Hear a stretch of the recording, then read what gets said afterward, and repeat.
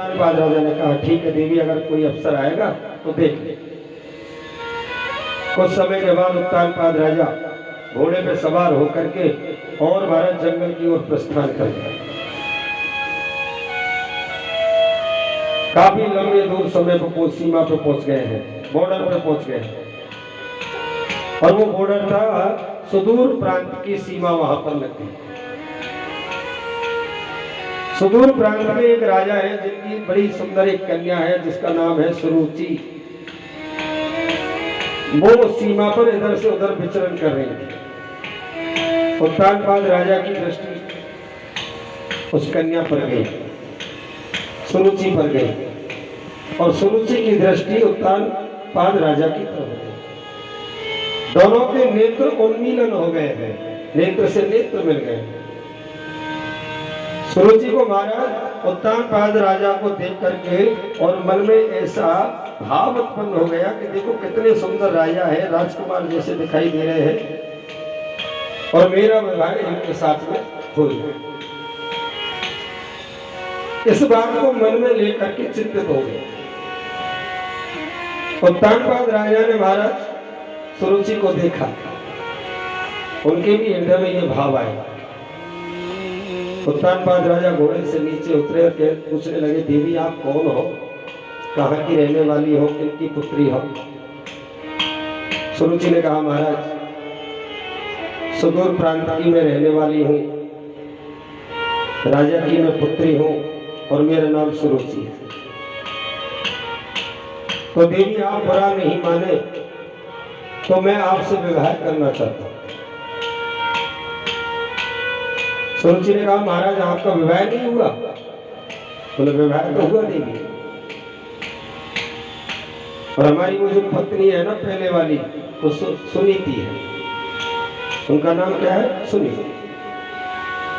लेकिन भाग्य के कारण विधाता रुष्ट है, हमसे हमारे कोई संतान का योग नहीं बना, इसलिए देवी हम चाहते हैं कि आप हमारे साथ में विवाह कीजिए। सुरुचि ने कहा महाराज मैं आपके साथ विवाह तो करूं, लेकिन एक शर्त होगी। तो कौन सी शर्त? जो आपकी पहले वाली पत्नी है ना, वो आपके साथ नहीं रहे, तब मैं आपसे विवाह करूं। उत्तानपाद राजा ने कहा देखो जो मेरे मन में विचार थे ना वही। सुनीति का स्वभाव तो कितना सुंदर है जो वो दूसरी चाहती है, और इनके साथ में विवाह नहीं हुआ, फिर भी ये पहले से क्या वचन ले रही है कि वो नहीं रहेंगी तो मैं आपके साथ चलता। लेकिन उत्तानपाद राजा ने मन में विचार किया कि ये जब उनके स्वभाव को देखेंगे तो अपने आप परिवर्तन हो जाएगा, चलो विवाह कर लेता हूँ, कह देते। उत्तानपाद राजा ने कहा ठीक है देवी मैं ऐसा ही करूँगा। वचन दे दिए गए हैं, और नेत्र विवाह दोनों ने महाराज उस सीमा पर किया। सुरुचि को लेकर के उत्तानपाद राजा महल में आ रहे हैं।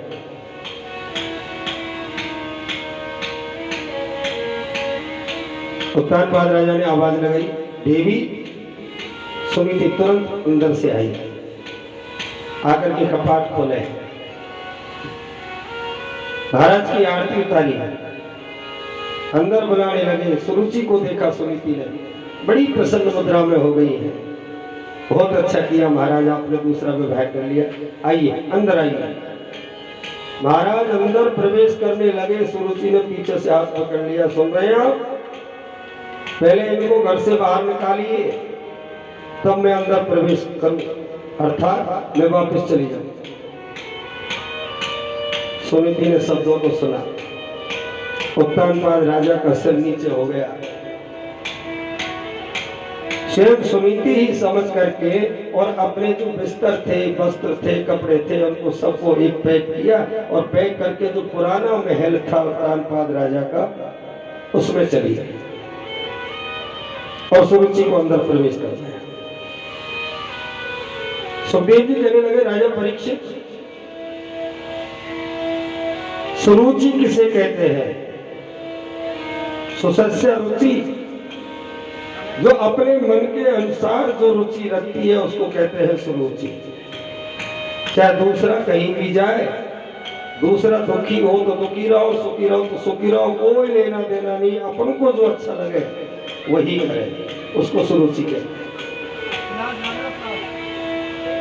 अंदर रहने लगे महाराज। एक दिन सुनीति से मिलने चले गए हैं उत्तानपाद राजा, गोविंद की कृपा, संध्या को वापस आए हैं।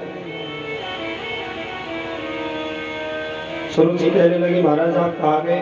बोले बस सुनीति के पास चला गया था। देखो महाराज आज के बाद आप नहीं जाओगे। ठीक है देवी नहीं। 1 महीने 2 महीने व्यतीत हुए महाराज, सुरुचि गर्भवती हो गई। मेरे गोविंद की कृपा,